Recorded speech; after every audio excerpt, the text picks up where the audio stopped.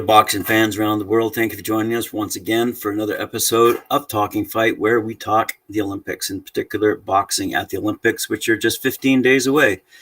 And in the news today, we hear from the U.S. team that they announced a replacement for Clarissa Shields, who's dominated her weight class for the past couple of Olympics. I think was the first female fighter to win 2 golds. They've announced that an Army boxer, Naomi Graham, has won her ticket, if you will, to the Tokyo Games. She says she's quite aware of the importance of being chosen to follow Shields at 75 kilograms in Tokyo, but she's faced bigger pressures in her life. Anyway, so it's good to hear that a youngster, well, not a youngster, she's actually older than Clarissa Shields, but a relative newcomer to the Olympics will be fighting for the U.S. Olympic team. And they have their work cut out for them. I mean, if you take a look at the Uzbekistan that Christian's reported on quite a few times, they're a powerhouse, and it'll be interesting to see how they do in the wake of their success at the Rio Games, for example. It's interesting also to see when we talk about changes at the Olympic Games, the impact of the 2 additional women's weight classes that have been added since Rio. Bringing the total number of women fighters up to 100 from the 36 fighters they had at Rio. So that's kind of interesting as well. So anyway, so lots of changes upcoming in a positive way for the games. And we're certainly excited, excited for the games happening. They're going to be fought at the Ryogoku, the site of the biggest event in sumo for the past century. So it's interesting to see that the Japanese have chosen such a location for the boxers where they'll be fighting. Quite an announcement for them.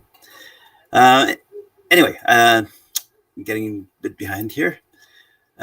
Sadly enough, though, to counterbalance what I would consider the excitement as they head towards the Olympics, the Japanese Prime Minister has confirmed that the Olympics will not have any spectators at any of the games venues. He went on television and announced to their nation, to Japan, that a state of emergency with new COVID-19 restrictions will go into effect on July 12th and will remain in place throughout the Olympics. That's too bad. And this is interesting from the perspective of the athletes. In this particular article that I found on ABC News, it's interesting that you have now psychologists weighing in with respect to certain sports that say aren't played. How do I say this? Aren't played for the fans.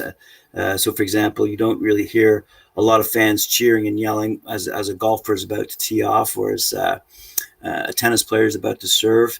Relative to the Olympics, you have events such as, I can think of rowing, for example, where you would at the close to the finish line, I suppose, cheering these athletes on. But it's interesting to see that there are now professionals in psychology now coming on board and saying what an impact a lack of fans will have. Now, for us, we've already gone through this with many of the professional sports not having fans in the stands until very recently. And even at hockey games that we experienced throughout the wintertime here in Canada and America, they had fake fan noise put into the arenas to help cheer on the athletes. So anyway, so the different aspects to how this is all going to be handled. But there haven't been any studies done on the impact of a lack of fans on elite athletes, such as those that are going to be competing in the Olympics. And realistically, you might argue that this lack of fans screaming, yelling, heckling might have had a negative impact, in fact. And now that there's no pressure, if you will, from the fans, that these Olympic athletes will be able to truly perform to their best and for the benefit of all watching on television, I'm sure now around the world, as opposed to going there in person. And I'm sure many people will be saddened that they're not going because they probably made a lot of plans.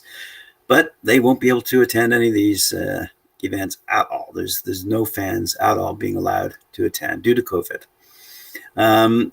Realistically,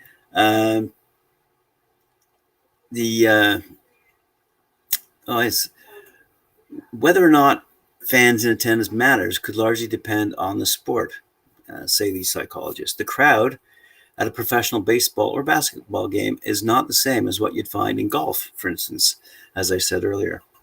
So interestingly enough, they are weighing in and adding things like well-trained, seasoned athletes who typically compete in front of large, loud crowds are likely to train for those conditions to tune out any distractions. For example, say these professionals, what we know is that it helps usually to train under the same circumstances that their athletes are going to perform. What a lot of people do is they'll actually bring in crowd noise, as I've pointed out. And the National Football League, for example, their coaches will train players in the cold if they know they're going to play in the cold weather. So different ways of looking at it. So nonetheless, I'm looking forward to seeing the best of the best compete in boxing in a few short weeks' time. And that realistically brings us up to speed today with what's going on around the world, making the headlines. The USA announcing the final touches, if you will, to the women's team with the appointment of Naomi Graham. And realistically, the addition of these female fighters really is great news. Around the world, there's a lot of young men and women have been training now for 5 years, I guess, and going in under adverse conditions, so it's really tough for them. I can well imagine the strain and the pressure going off to the Olympics while it's a pandemic, and not only a pandemic, but one that seems to be heightening in terms of its impact as people go through the airport and are being tested on a daily basis now, as the fans and as the athletes and the coaches arrive each day. Right, that's it for us here at Talk and Fight. Thanks for joining me, and